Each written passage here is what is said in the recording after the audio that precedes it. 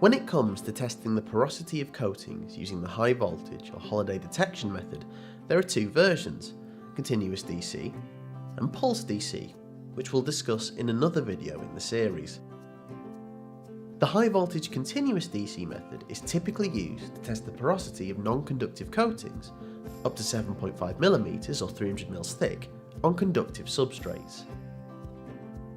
Elcometer has two continuous DC detectors, the Elcometer 236 and the Elcometer 266. And, regardless of which one you're using, both gauges give you full control over the voltage and sensitivity settings.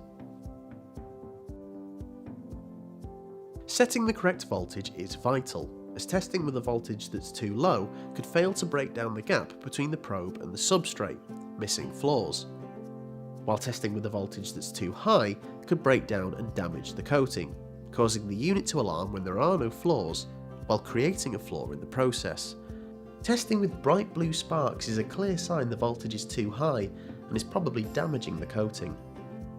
The voltage you should use is dependent on the dielectric strength and thickness of the coating being tested, and/or the test method or standard you're working to.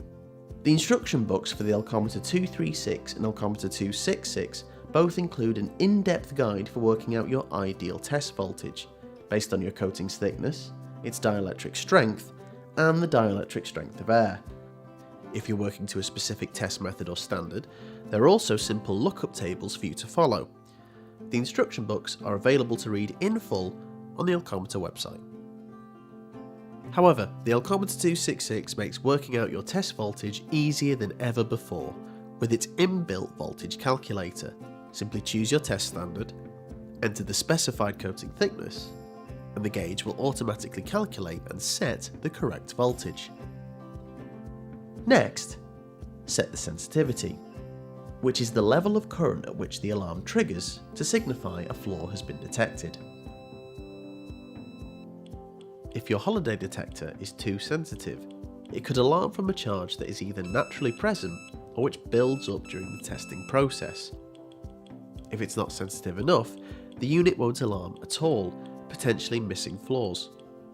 So to ensure the alarm only triggers within set parameters when there really is a flaw, it's important to set the correct sensitivity to ensure reliable alarms.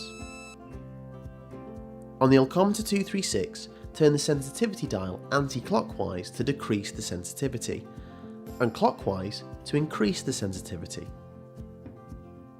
If you set the range selection switch to microamps, the gauge will display the amount of current that is flowing from the probe into the earth return cable.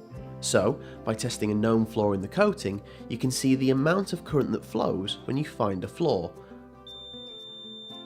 and then set the sensitivity accordingly. On the Elcometer 266, the sensitivity can be set between 5 microamps and 99 microamps, and the lower the value, the more sensitive the instrument is, and vice versa. The Elcometer 266 also has an auto sensitivity mode, which signals a flaw when the detector notices any significant changes in the current, which is useful for testing partially conductive or mildly damp coatings.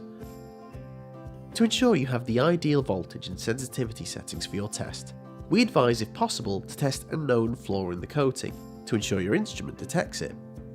If the flaw is not detected, check the cable connections as well as your voltage and sensitivity settings, and retest. If the flaw is detected, you're ready to begin. Place the live probe on the test surface and move it over the work area to a speed of around 1 meter or 3 feet every 4 seconds, keeping the probe in contact with the surface at all times. The Elcometer 236 and Elcometer 266 are supplied with a 10 meter signal return cable as standard, so you have plenty of freedom to move when testing on large surfaces. If you need to move to a new location to test, always switch off the instrument before disconnecting any cables. In the case of the Elcometer 236, you should also return the voltage to 0 before moving. Once you've moved to a new location, you should again test the probe against an uncoated section of the substrate and ensure the voltage and sensitivity are correctly set. This video is intended as a guide to using the Elcometer 236 and Elcometer 266, but you should always consult the instrument's instruction guide before use, and always use high voltage equipment with extreme care. In the next part of the Elcometer pinhole and high voltage detector series, we'll show you how to detect flaws using the high voltage pulse DC method, using the state-of-the-art Elcometer 280. You can click the pop-out in the top right to go to the next video in the series, select one of the icons at the end of the video, or simply visit elcometer.com if you can't see the links. And please, don't forget to subscribe to the Elcometer